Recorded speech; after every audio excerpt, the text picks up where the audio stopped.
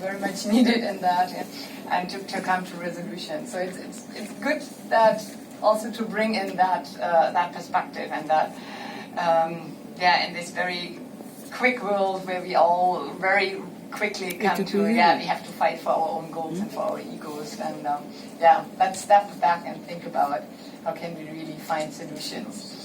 So okay, thank you very much for that. So now we go on with the next presentation, and then we open then the panel for discussion to Venkatesh Dutta from the School of Environmental Science from the University. Sorry, I don't pronounce it. In Lucknow. So please. So can we dim the light? I have a small presentation. Lights. Respected chair, my dear colleagues and friends. I work on river basin and river systems with catchment planning approach, and I've been working on ecological flows, that is water for the ecosystem. And for me, the strong footholds of federalism would be sharing and equity. Sharing between the riparian communities, and equity of access, equity in allocation, and also equity in inclusion and participation. So I would be talking on the water for ecosystem. Basically, we always think that water is for us, human being, in the center stage. So basically, there's a need for ecosystem approach.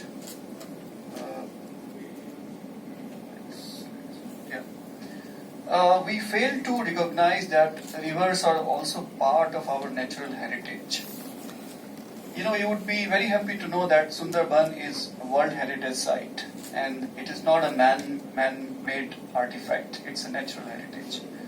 So the riparian corridors, riparian landscape has taken thousands and thousands of years to establish, and that has happened because of periodic cycles of floods and droughts. So floods and droughts are inseparable part of the hydrological cycle. Even though we kind of demonize floods and droughts, but I think that they are legitimate part of the hydrological cycle and they have to be respected. One of the most productive ecosystems is the freshwater ecosystem. The Ganga Delta is one of the largest freshwater delta in the entire world, which is source of marine aquatic wildlife and freshwater species. And we fail to give credit to groundwater. Groundwater sustains river flows in the lean season. Even the rivers which are fed by snow melt, you take all the water downstream of Bhimgora Barrage and Aurora Barrage, there is no water in the Ganga. There is more water in the canal than the river itself. So from where the water is coming? It is the groundwater, it is the base flow that sustains the river systems. And finally, you have to also maintain the healthy tributaries and wetlands. We forget that in the riparian corridor, in the river corridor, there are connected ecosystems of enormous, quantum of freshwater, wetlands, lakes, ponds, and other water bodies, and they sustain the riverine ecosystem. Now, we have been taught to become logical positivist. We believe that water is for us, and I strongly feel that we are hydrating the economy at the cost of ecosystem. We are dehydrating ecosystem to hydrate economy, and that paradigm has to change. The focus is not on the water for the fluvial landscape, but manufactured water, water as in H2O, not water for the ecology, for land use, to sustain the ecosystem. And all technologies, whether it is to withdraw groundwater or policies for groundwater regulation and legislation, they are exclusively focusing on water for human needs. And the legitimate demand for water for riverine ecosystem, they somewhat come at a lower priority. Even in our water policy, there is number 5th, water for ecosystem. So only the hydration of non-human living beings will ensure water availability for human beings. I'm making a statement. If you have to ensure water for all, First, you have to hydrate all the non-human living beings, including wetlands, your butterflies, your forest ecosystems, and that is where the federalism comes into picture. Water ecosystems are shared. Ecosystems have no boundaries. The river basins, they do not respect administrative boundaries. Now, see this picture. This is a picture of Upper Ganga Canal along the Ganges at Haridwar, and see how we are diverting water in the Upper Ganga Canal. We take most of the water from the Ganges for our irrigation, for our urban water supply, and there is very little amount of water in channel for in-stream usage as an ecological flow. And you will be surprised to know that in UP, the length of canal is 76,000 kilometers. I call it canalization of human civilization. All the rivers have been over-allocated. We did not realize that from where we'll get the water. And at the downstream, when we do survey, we work with farmers, and when we go to the tail end, farmers do not get water, even though we have huge canal network, and they resort to groundwater abstraction. And because of groundwater abstraction, most of the plain-fed rivers are drying. It's a bad news. I just wrote one piece for Down to Earth last month, and it is there, you could read that. And I'm again making a statement.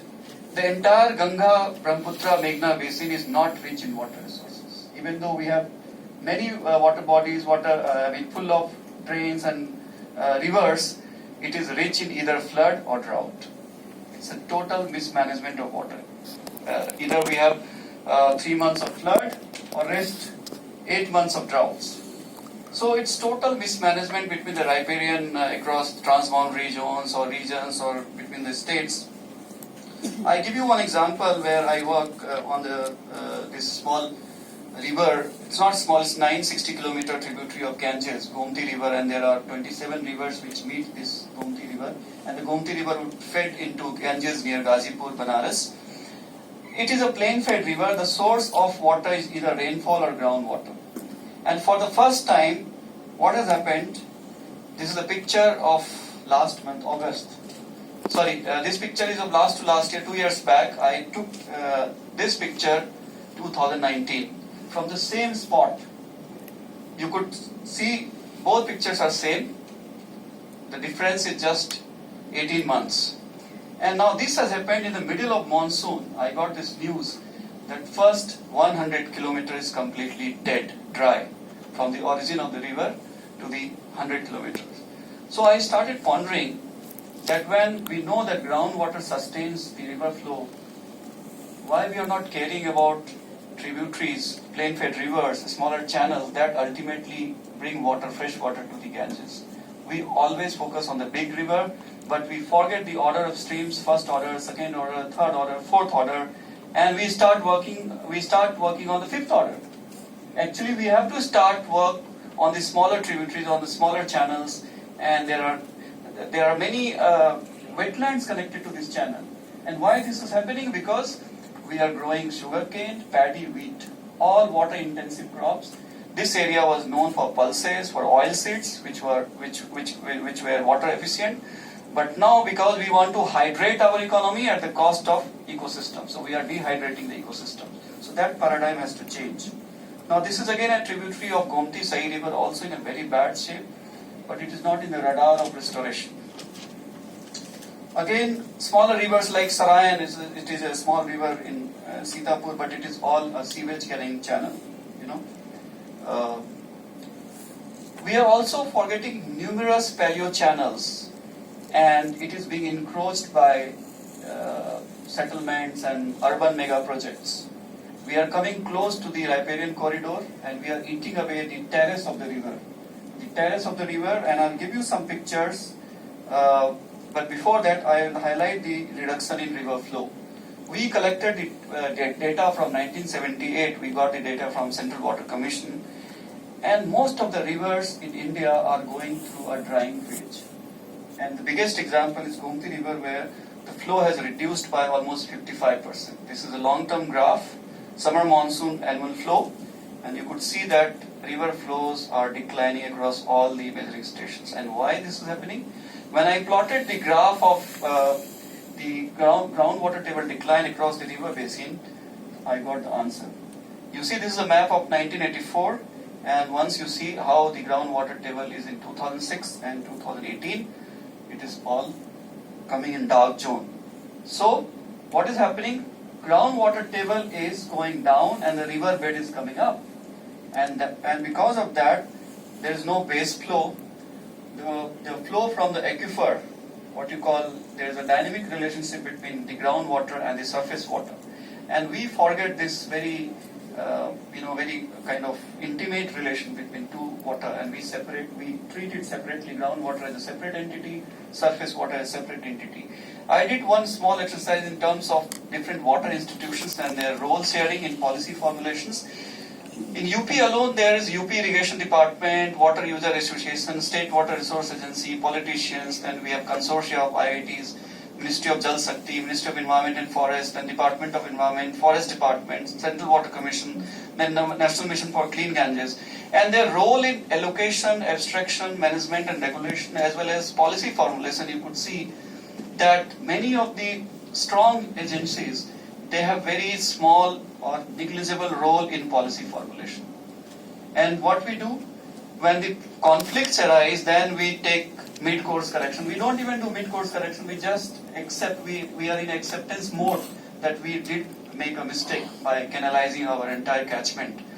And that is how we have to do, like make a policy matrix and define the roles of different organizations in killer terms. I also did one small exercise on review of watershed projects across the Ganga River Basin on inclusion criteria, social inclusion, because we were doing a project on science, technology and innovation for inclusive growth. And I was very surprised to know that none of the projects had established community channels with the beneficiary or the community. And the very few projects mentioned whether the project would be sustainable beyond project funding or not. There was no life cycle assessment, there was no risk assessment, very small capacity for livelihood promotion, very small capacity for employment generation.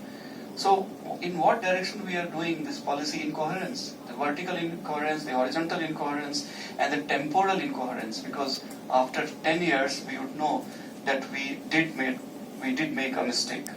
So I will not take much time. I would conclude here that when we talk about cooperative federalism, we have to think water for the ecosystem, because it is only by hydrating ecosystem that we would hydrate our economy. Thank you so much.